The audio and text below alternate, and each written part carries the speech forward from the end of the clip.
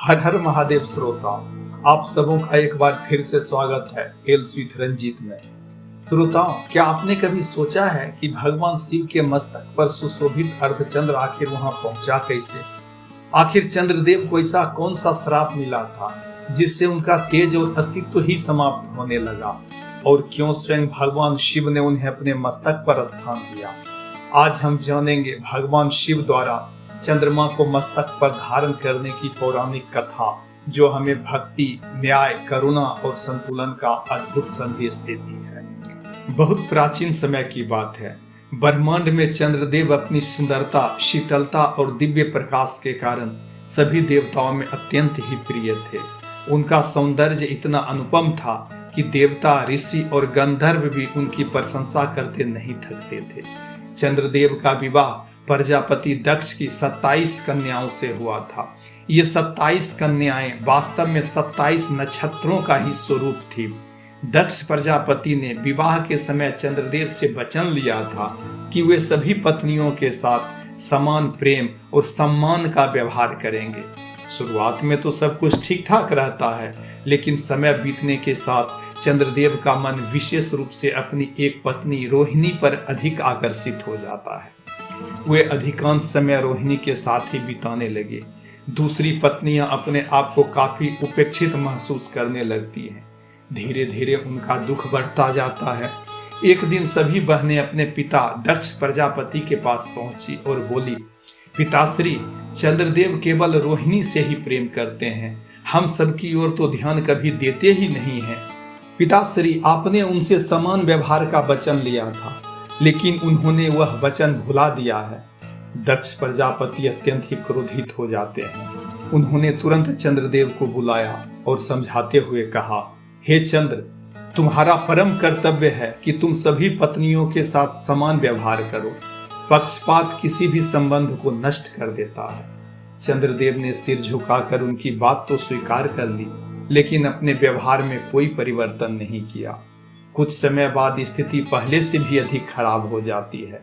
जब दक्ष को यह पता चलता है कि चंद्रदेव ने उनकी चेतावनी की अवहेलना की है, तब उनका क्रोध और भी भड़क उठता है। उन्होंने चंद्रदेव को कठोर श्राप देते हुए कहा, हे चंद्र, तुम्हें अपने रूप और सौंदर्य का अत्यधिक अभिमान हो गया है, इसलिए मैं तुम्हें श्राप देता हूँ कि तुम्हारा तेज प्रतिदिन क्षीण होता जाएगा।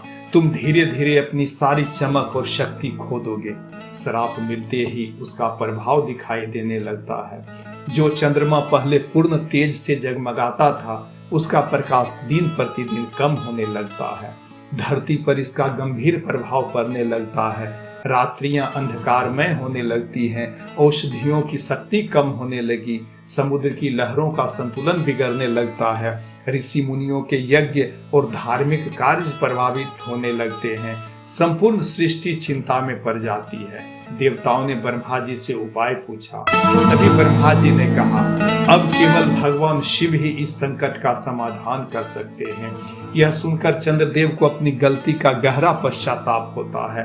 उन्होंने निश्चय किया कि वे भगवान शिव की शरण में जाएंगे। चंद्रदेव प्रभास क्षेत्र पहुंचे, जहां उन्होंने मिट्टी से एक शिवलिंग की स्थापना की और कठोर तपस्या प्रारंभ कर देते हैं। दिन बीतते जाते हैं, महीने बीत जाते हैं, वर्ष बीत जाते हैं। चंद्रदेव ने अन्न और जल का त्याग कर केवल ओम नमः शिवाय मंत्र का जप किया। उनकी तपस्या इतनी कठोर थी कि तीनों लोकों में उसकी चर्चा होने लगती है। अंततः भगवान शिव एक दिन उनकी भक्ति से प्रसन्न हो जाते हैं। एक दिन आकाश दिव्य प्रकाश से भर उठता है। डमरू की ध्वनियां गूंजने लगती हैं। चारों ओर सुगंधित पुष्पों की वर्षा होने लगी। भगवान शिव अपने दिव्य स्वरूप में प्रकट हो जाते हैं। उन्होंने स्नेह पूर्वक कहा, हे चंद्रदेव, मैं तुम्हारी भक्ति से अत्यंत ही प्रसन्न हूँ, वर मांगो। चंद्रदेव ने भगवान शिव के चरणों में गिरकर कहा, प्रभु, मुझसे भूल हुई है। मैंने अहंकार और पक्षपात किया है। कृपया मुझे क्षमा करें और दक्ष के श्राप से मेरी रक्षा करें। भगवान शिव करुणामूर्ति हैं।